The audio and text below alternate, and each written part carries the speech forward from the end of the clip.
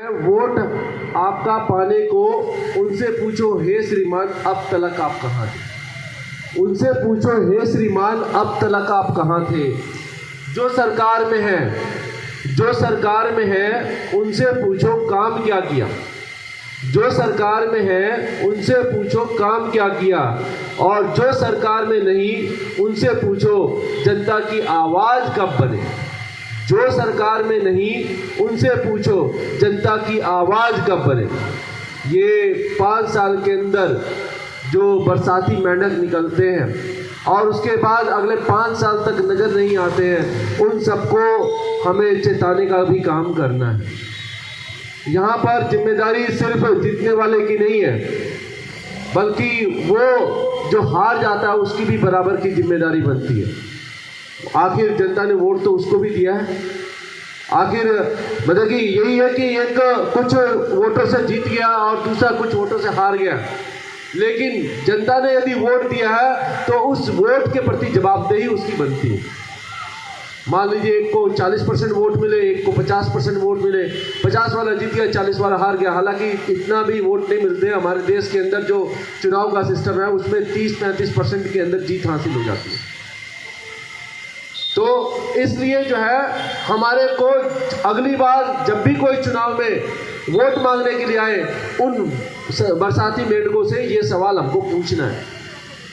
हमारे कृपाल भाई हैं, ये कुछ साल पहले जो पहली बार मैं पर्चे में आया था तो यही है कि चुनाव में खड़े हुए थे और उनके प्रचार के लिए आए, हार गए वो।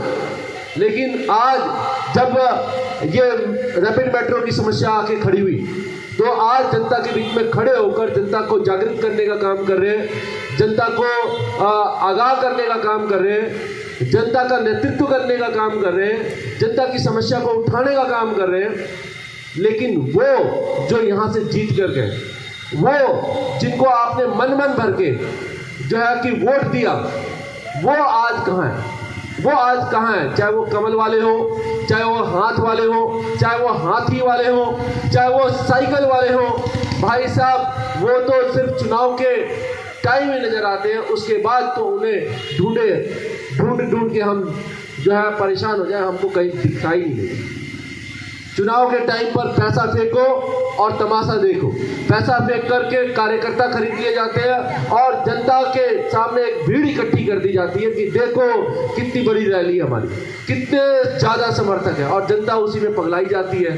कभी हाथ के पीछे भाग जाती है, कभी कमल के पीछे भाग जाते हैं, कभी किसके पीछे भाग जाती है, पता ही नहीं चलता।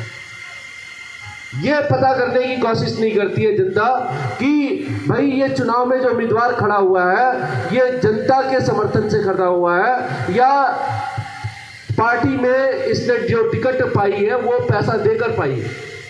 और यदि वो जो विधायक या पार्षद के लिए जो बंदा खड़ा हुआ है, यदि वो पैसा किसका लेके आ रहा है, अडानी का, अंबानी का, धन्ना सेठ का, किसी भी धन्ना सेठ का नाम आ जाता है अडानी अंबानी, लेकिन किसी भी धन्ना सेठ का जो है पैसा लेकर के वो चुनाव में लगा रहा है, तो उस केस में जीते जाने के बाद वो हमारे बीच में नजर नहीं आएगा। आज हमारे यहाँ मकान ध्वस्त हो जाए, आपके वो उम्मीदवार नजर नहीं आएंगे। क्यों?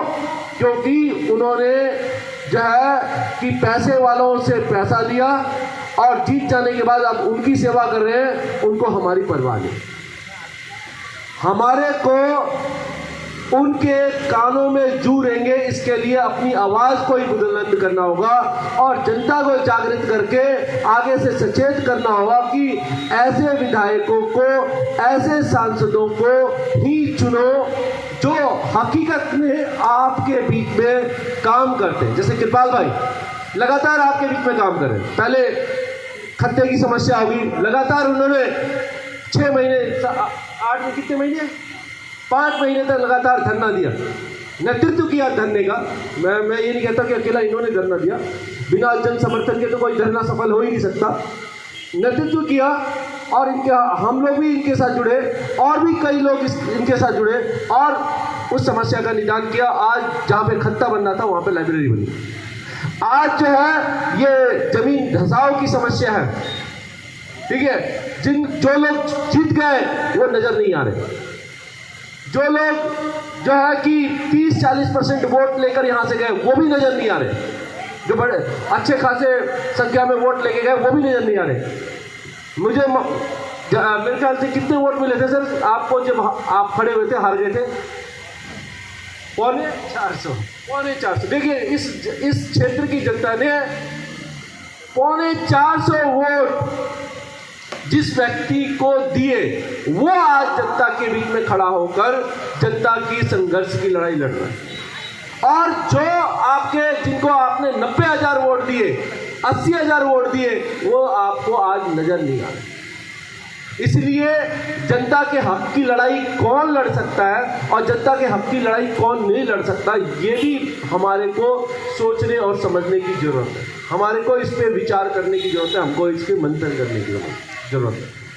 ये बहुत ही गंभीर समस्या है यहाँ पर कि यहाँ पर रैपिड मेट्रो का काम चल रहा है, और जैसा कि पहले भी कहा कि रैपिड मेट्रो का काम स्टार्ट करने से पहले ना तो यहाँ की जनता से किसी तरह की सहमति ली गई, ना इनकी जानकारी में लाया गया और काम स्टार्ट कर दिया गया।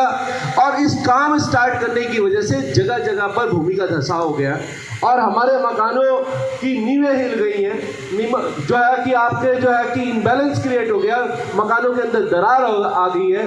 और जो रैपिड मेट्रो कंपनी जो है वो क्या लेके आ रही है, 2 कट्टे सीमेंट लेके आ रही है और वहाँ पर जो है कि वो भर करके वो समस्या का निदान कर रही है। कल को ये मकान गिर जाएंगे, कौन जिम्मेदार होगा? कल को हल्का भी भूकंप आता है और उस केस के अंदर क्या है कि लोग दब के मर जाएंगे, जैसा कि आप देखते हो तुर्की में हुआ। पूरा का पूरा इलाका जो है वो इसी तरह से जो भ्रष्ट तरीके से जो मकान बनाए गए थे उनकी वजह से हुआ। यहाँ पे भी क्या है कि आपका बिना जानकारी के, बिना परमिशन के, बिना जो है कि सर्वे किए इन्होंने काम स्टार्ट कर दिया। क्या प्रभाव पड़ेगा यहाँ के मकानों के ऊपर? क्या ये ज़मीन उस काम को झेल सकती है? नहीं झेल सकती है। और गिरते रहे मकान, क्या फ़र्क पड़ता है? तो इसलिए क्या है कि हमारे को जागृत होकर के कृपाल भाई जैसे लोगों को जो है कि साथ लेकर के हमको आगे बढ़ने की आवश्यकता है। और जब तक हम अपनी समस्याओं के लिए खुद जागृत नहीं होंगे तो वो लोग तो मजे लेने के लिए बैठे हुए हैं, ठीक है, उनको कोई परवाह नहीं है। और उनकी परवाह करें, इसके लिए ज़रूरी है कि हम उनको जो है कि कहते हैं ना कि जब तक आप शोर नहीं मचाओगे तब तक वो उनको सुनाई नहीं देगा। तो शोर मचाने की ज़रूरत है, हमको मिल करके आवाज़ बुलंद करने की ज़रूरत है। बहुत धन्यवाद।